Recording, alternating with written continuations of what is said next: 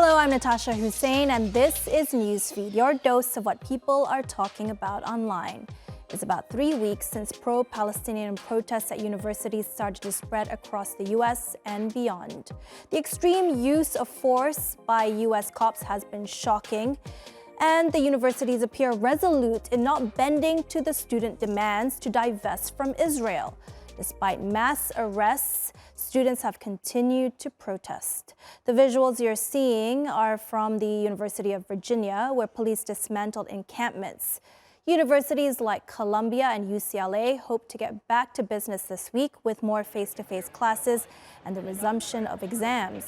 Craig was on the UCLA campus, where hundreds of students were arrested last week after pro-Palestinian protesters and pro-Israeli groups clashed. You look behind me here, this is where the encampment once was. It is now surrounded by a police presence, and it's cleared out. So students vow to return here, but it's likely not going to be a build-out of a tent encampment. So what's going to happen is, since we're talking about momentum, it's the outward appearance of the protests, the pro-Palestinian, the student-led pro-Palestinian protests. They will just take a different outward appearance, but the message is going to remain the same. The message of divesting from Israel, from divesting from firms that are profiting from this war, on this violence that's being perpetrated on Gaza. And these endowments, these investments across the U.S. are about $850 billion in total. It's an astronomical amount of money. Here at UCLA, the endowment's about $8 billion, and it's actually the third largest of the public colleges and the 10th of all the universities. So this is kind of the epicenter of that divestment, if you want to say, whereas Columbia University in New York was the epicenter of the encampments that really got the ball rolling across the U.S. Something the Biden administration is very afraid of. They need this young people vote to get back to the White House. This is certainly getting the White House attention. These investments are really kind of hard to get at. They have to divulge some of the larger investments, but SEC filings and all the rest, these universities are likely not going to become transparent with these investments because they don't want to reveal their investment strategy, their kind of secret sauce of how they make money. And when you're talking about $850 billion, it's likely that they're going to come out of that. What I think you might see is some coming to terms, maybe some agreement in some other places. Now, whether the student protest movement agrees to that or stands down because of that, that really remains to be seen. Columbia University in New York is where protests first kicked off on April 17th, and it's been the driving force of student revolt. The university is renowned for protest campaigns dating back to the civil rights movement and the Vietnam War. After fiercely protesting for almost 3 weeks, riot police swept onto the campus last Thursday to remove demonstrators and clear encampments. Dozens of students were arrested and many expelled. Now the Student Council has penned a letter calling on authorities to listen to their voices. The students say the letter is their unfiltered way of speaking for themselves without having others distort their message. They blame university management for the chaos, arrests and violence. The letter alleges that after a pro-Palestinian protest in October, the university created a policy to regulate demonstrations and give them more power to sanction students and organizations. The writers argue that these policies made it easier for students to be suspended for protesting and gave the New York Police Department powers to raid the campus. Students say police outnumbered protesters and were heavy-handed. They say students were treated in a hostile manner and that there is footage showing officers pushing students downstairs. The Student Council of about 60 elected students accused the university management of failing to properly deal with Islamophobia and anti-Palestinian hate, and of turning the campus into a hotspot for politicians, radicals, and opportunists. Anna Oakes is a journalism student at Columbia University. She recounts how the protests started and how the university's response and police raids have affected students. 2.5 weeks ago, a mix of undergraduate and graduate students started an encampment in the center lawn calling on the university to divest and disclose its divestments in Israel and Israeli companies. Since then, we've seen 2 university-authorized police crackdowns. The first police raid arrested 108 students. The second one, 2 weeks later, arrested 109 students. And at the moment, the campus is fully closed, except for students who live in the campus itself and journalism students like myself. So it's a very strange, uneasy time at Columbia. But they came in force, in full riot gear, with batons and full anti-riot gear to arrest peaceful students for the most part. I mean, really entirely. The university administration was in discussions and negotiations with the organizers of the encampment. The details of that weren't really fully disclosed, but it's led to this real alienation between students, not just in the encampment, but just in the entire student body and their administration. Because from my conversations with students, it's clear that people really feel that the administration is not there to protect their interests.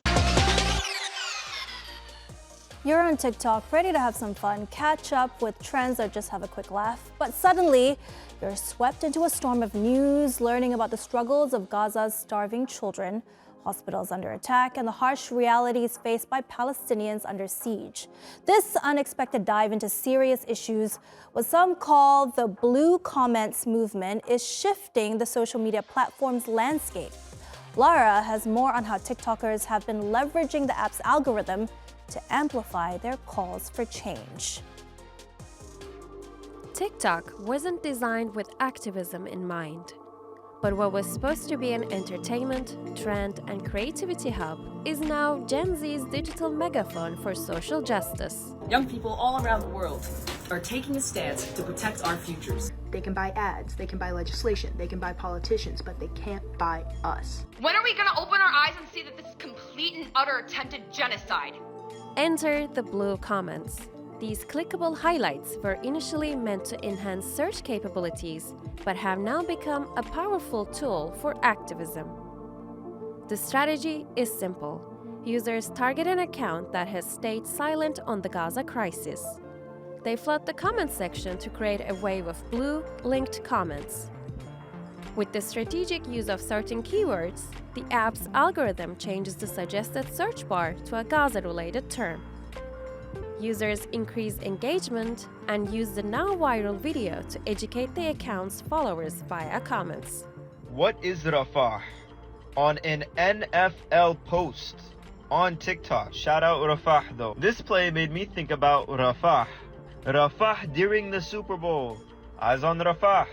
Responsible for the search right here. Now because of these comments, y'all got people wondering, just the average user who's watching NFL games or, interacting with NFL posts on TikTok, what is Rafah? This might remind you of Operation Watermelon. Operation Watermelon is an initiative on TikTok where people are given weekly assignments to go to a large creator's video and comment things about Gaza, so the search bar results change and people can raise awareness. And it has been largely successful. Here's us doing it to Dixie D'Amelia's page, and here's us doing it to Hank Green's page, he actually did a fundraiser for Gaza because of these comments. I did not know why there were watermelons in my comment section. I see now how I can help. But, as the saying goes, with great power comes great responsibility, or in this case, great controversy. The blue comment feature, while amplifying voices for change, has also become a tool for spreading tabloid-like sensationalism, misinformation, and targeted hate. Users have the ability to report suggested searches for potential removal, and TikTok sometimes disables the feature for certain videos. But the platform's hands-off approach means that the search curation is largely left to the users themselves, for better or for worse. And while Operation Watermelon has noble intentions, it's been accused of going too far and cyberbullying creators. When it's unstructured and constant, it can seem like harassment. The point of this is education and awareness. It is not about hate and harassment. The blue comments and Operation Watermelon are just the tip of the iceberg. It's a new era of digital mobilization, filled with challenges but ripe with potential. As TikTok continues to evolve, so too will the tactics of activists, brands, and creators alike. But for now, one thing's for certain: the revolution will be hashtagged, reposted, and yes, even blue commented. A U.S. makeup brand has been hit by backlash for its misguided attempt at being inclusive. This is Youthforia's darkest foundation shade, which many online have compared to black face paint. Shade 600 was released recently together with 9 other deeper toned shades, but it appears Youthforia's darkest shades don't actually match anyone, as they're closer to jet black. Check out this influencer trying on black face paint and the foundation side by side. It's indistinguishable. She even went so far as to call it tar in a bottle. Youthforia touts itself as a clean and sustainable makeup company. It was featured in the hit series Shark Tank in 2023 and got a $400,000 investment from billionaire Mark Cuban. If releasing darker shades was meant to right Youthforia's past wrongs, it's only made things worse. Last year, the makeup brand was called out for its lack of inclusivity as it only had foundation for lighter skin tones. As you can imagine, Youthforia's latest scandal has been met by outrage online, with people calling out the brand for its lack of research. I'm gonna apply some of the foundation on this side of my face so you guys can see. Let's just go ahead and try to blend this out, you guys. Enough. Who's that color? We're gonna do a big blend of this, you guys.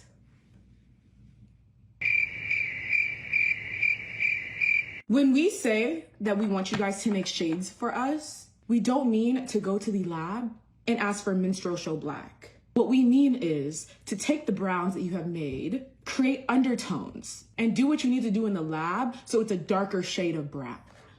This is the darkest shade, shade 600, and as you guys can see in the bottle, literally jet black. So this is one of Youthforia's lightest foundations. If you look here at the bottom of the ingredient list, you'll notice 3 different colors. Stay with me now. The CI stands for color index, and it basically represents titanium white, red, and yellow iron oxides. Pretty much the only colors you need to make a lighter shade of foundation. But then if we look at their darkest shade, the ingredient list tells a different story. Here there's only one pigment, CI77499, which is just black iron oxide. No other colorants. This foundation literally only has pure black pigment. Here's a close-up if you missed it the first time. And before folks say, oh, maybe it's meant as a mixing pigment, that makes no sense. Anyone who's ever taken an art class will tell you that black is a terrible pigment to mix with because it just makes things gray and muddy. And skin tones typically have some combination of eumelanin and pheomelanin. The pheomelanin is where we get the red and yellow undertones. Youthforia is in PR crisis mode, and to all of you who are defending this brand for this extreme lash shade that they just released, I decided to go to Ulta and mix a bunch of different other foundations together to show you just how incompatible the black is. The pigment they use in shade 600 is black iron oxide, and because it's so dark, there's not really any dimensionality when it comes to recognizing an undertone. So when you mix it with any of their other shades, you quickly get a gray cast. Part of me wants to think that this whole situation is a PR stunt and they just wanted the negative attention because any buzz is still buzz. I am a beauty product developer, and I've been in those rooms where you're formulating the darkest shades. At many times, you even have to adjust the base of the darkest shades to make sure that you're guaranteeing a natural tonality of skin tone. You put that color onto human skin. I really don't think they matched it to a human tone during the development process. They would have seen the lack of nuance that is required to bring a complexion shade to life. That story is just infuriating. And our next story, France has reclaimed bragging rights from Italy for baking the world's longest baguette. On Sunday, bakers from the western suburbs of Paris set a new Guinness World Record. The feat took 14 hours, with bakers kneading and shaping the dough from as early as 3 a.m. before putting their creation into a specially built oven on wheels. The baguette measured 140 meters and 53 centimeters. That's 235 times longer than the traditional baguette and 12 meters longer than the record set in Italy 5 years ago. The baguette in Paris was later sliced and shared with the public, so a win for everyone.